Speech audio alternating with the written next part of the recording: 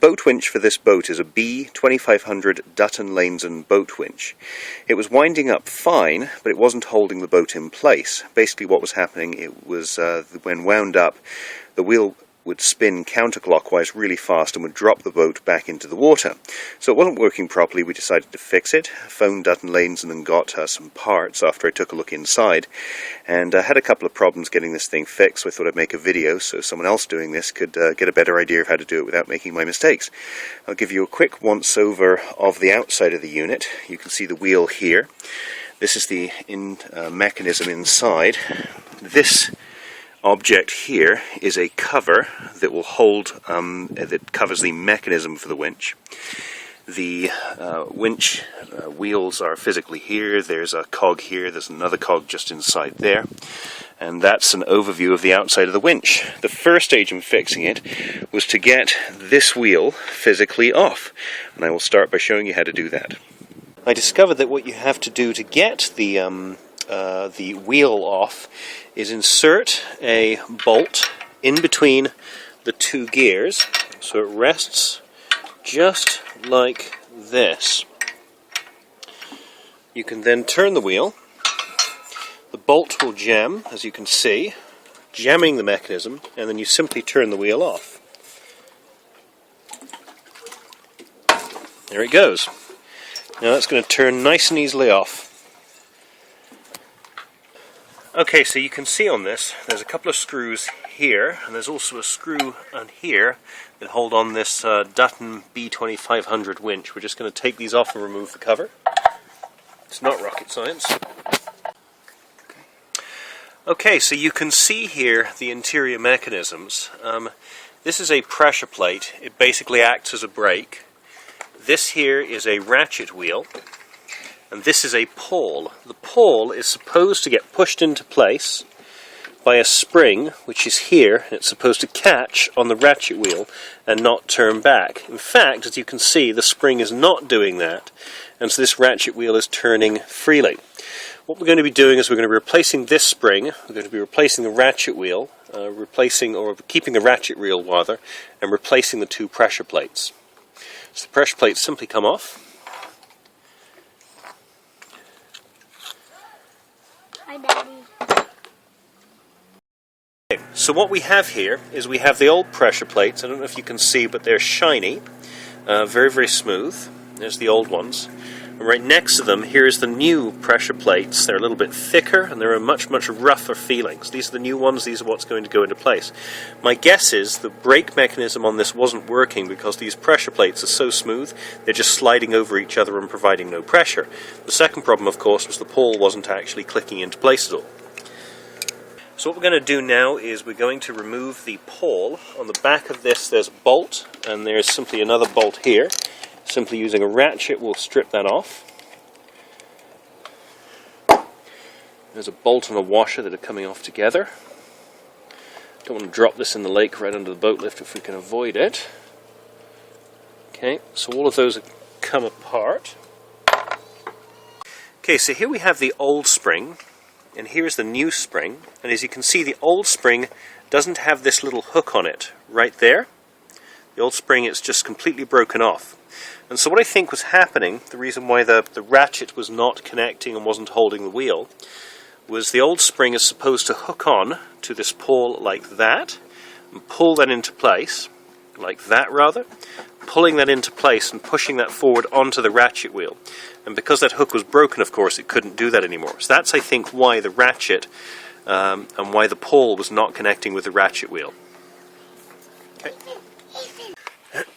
So you can see how all this fits together, how it all turns. You can see someone at some point has put grease on here. We're going to grease up all of these wheel cogs so they move nice and smoothly. This is kind of shiny, so I've already shined up the ratchet wheel. I just want to take the shine off this so it's going to grip a little bit better with the brakes.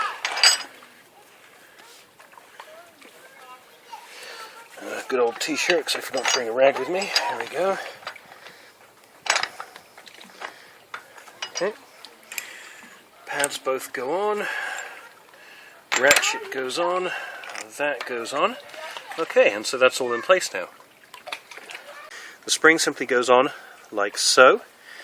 I believe you turn the spring like so, pop this back into place here, and that spring will then rest against the housing just there, and will force this pole into there. Now I'm going to hold that in place and replace the bolt on the other side of that, so everything is being held nice and tightly together. Okay, so the bolt and the pole assembly is all now in place. What I've hopefully been able to edit out is I managed to drop the first bolt into the lake. Everything's now there nice and solid. The spring appears to be putting a nice degree of tension on this ratchet wheel. And what you should be able to see is that as you are winding up, so to speak, the ratchet is turning quite nicely. Okay, it won't turn back at all. Okay, so we're in good shape there. What I'm now going to do is lubricate the all of the cogs, and then what I'm going to do is put the cover back on and the wheel back on. So what I have here is simply some nice white lithium grease for all of these cogs. I'm simply going to put some lithium grease on all of these cogs so they're in place, and they will be water resistant, and so this will hopefully last for many, many years of service. Put them down here too.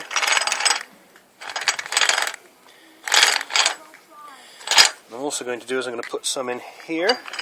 Basically what I'm doing is I'm lubricating all of the moving components in this piece and greasing all of it. This is supposed to be waterproof.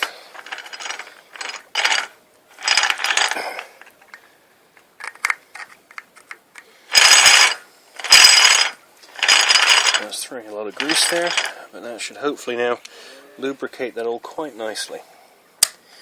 Okay, so now we'll put the cover back on. Again, not rocket science.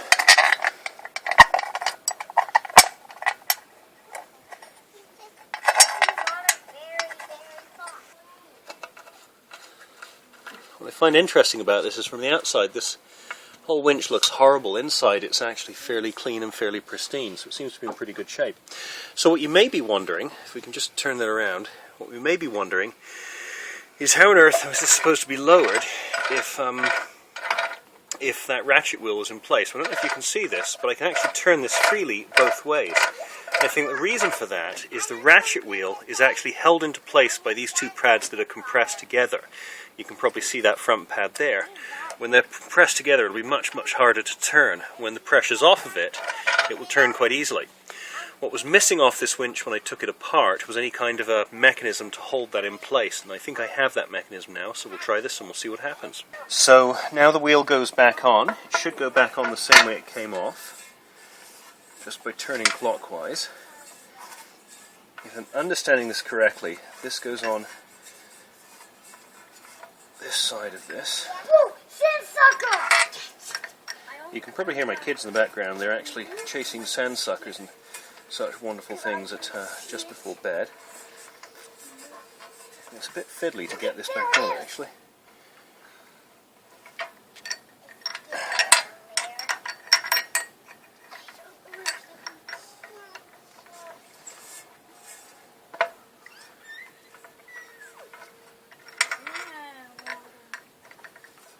Hey, Daddy!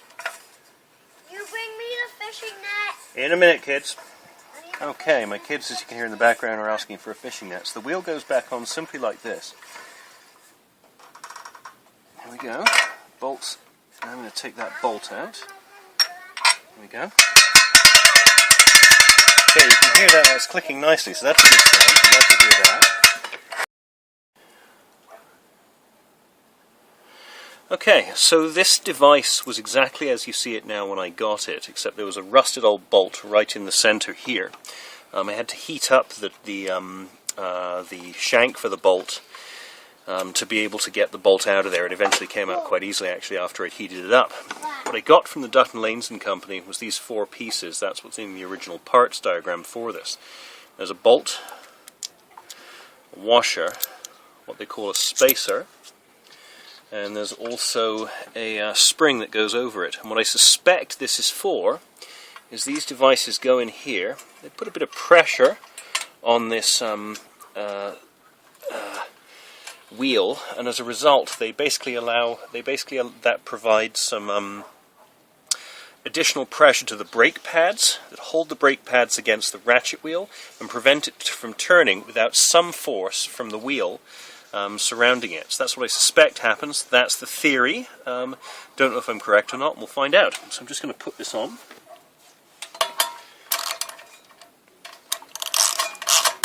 As I'm turning this, as you can see, this is turning this up here, but it's not actually tightening this at all. It's simply turning the device. So I think what I have to do is jam this again from turning, which I'm going to do with a bolt. And there we go. And now it'll allow me to put a bit more pressure on this. I don't know how much pressure is needed, but that's now firmly seated there, so I'm not going to tighten it anymore. So let's go test this winch and see what happens.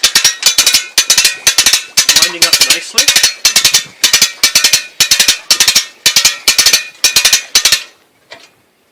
Bingo. Okay, so that says to me the brake pads inside are working. What I can say now is the whole weight of the boat is now on the winch. It's not simply unraveling as it was before. That says to me the brake system inside is actually working quite well. The test, of course, is can I unwind it? And there we go. It unwinds nicely, lowering the boat into the water. So I would say that is a successfully repaired winch.